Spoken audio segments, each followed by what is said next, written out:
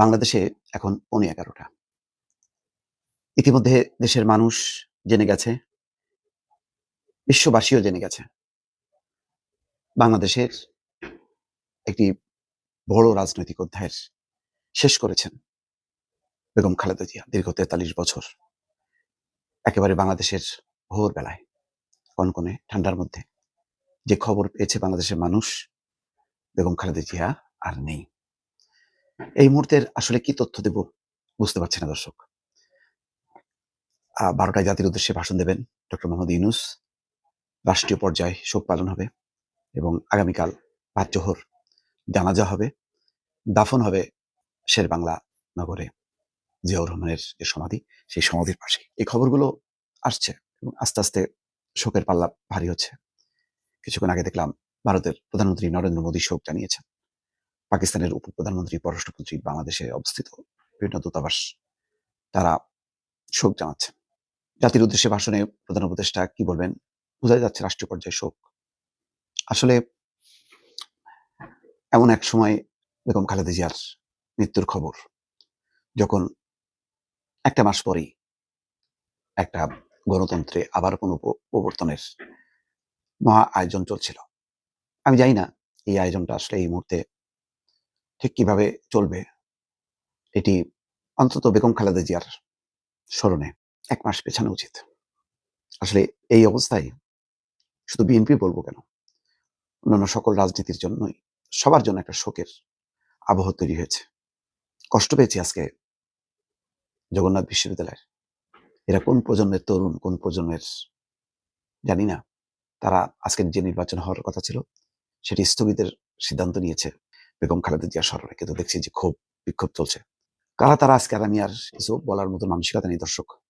একটা জিনিস সত্য, বাংলাদেশে অনেক রাজনীতিক আসবেন যাবেন, কিন্তু বেগম খালেদা জিয়ার মতন এইরকম বর্ণাঢ্য ক্যারিয়ার ৪৩ বছরের, যার নামের আগে আপসহীন নেত্রী যুক্ত হয়, এই খ্যাতি পাওয়া এটা আসলে সৌভাগ্যের ব্যাপার।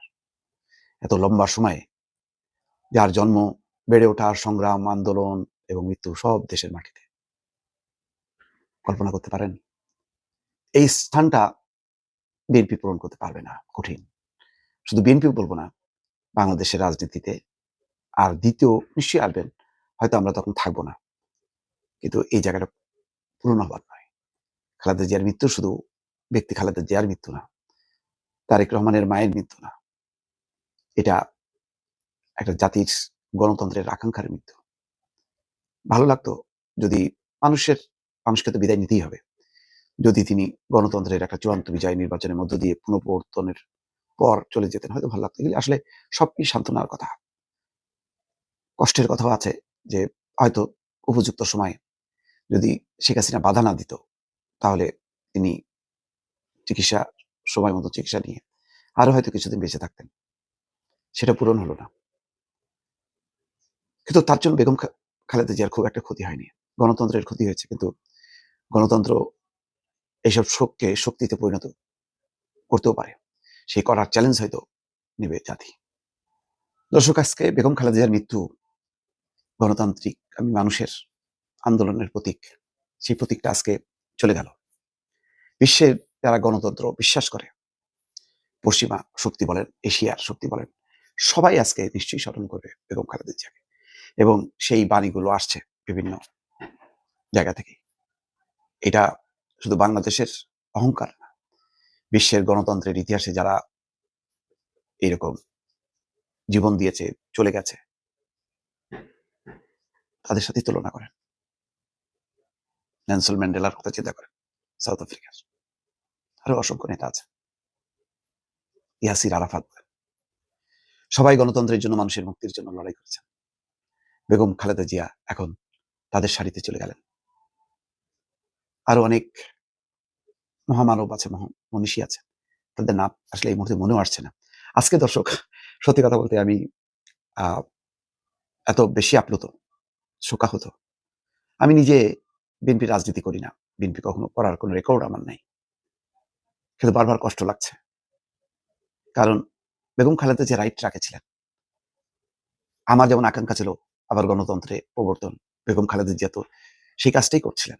আমি করছিলাম হয়তো আমার ভিডিওর মধ্য দিয়ে, আমার বক্তব্যের মধ্য দিয়ে। বেগম খালেদা জিয়া তো প্র্যাকটিক্যালি সেই কাজটি করতে, করতে তিনি বিদায় নিলেন। আজকে আমারও যে আকাঙ্ক্ষা, তারও সেই একই আকাঙ্ক্ষা। সেই কারণে একটা নৈকট্য বা বন্ধন পাচ্ছি। সেজন্য এত কথা বলা। আমি আগেই বলেছি বেগম খালেদা জিয়া এখন বিএনপির ঊর্ধ্বে। তিনি শুধু বিএনপির সম্পদ নন। তিনি দেশের মানুষের সম্পদ, গণতন্ত্রের সম্পদ, অধিকারহীন মানুষের সম্পদ। আশা করি এটা মনে রাখবেন। বেগম খালেদা জিয়া চলে গেছেন, কিন্তু সবাইকে স্পর্শ করে গেছেন।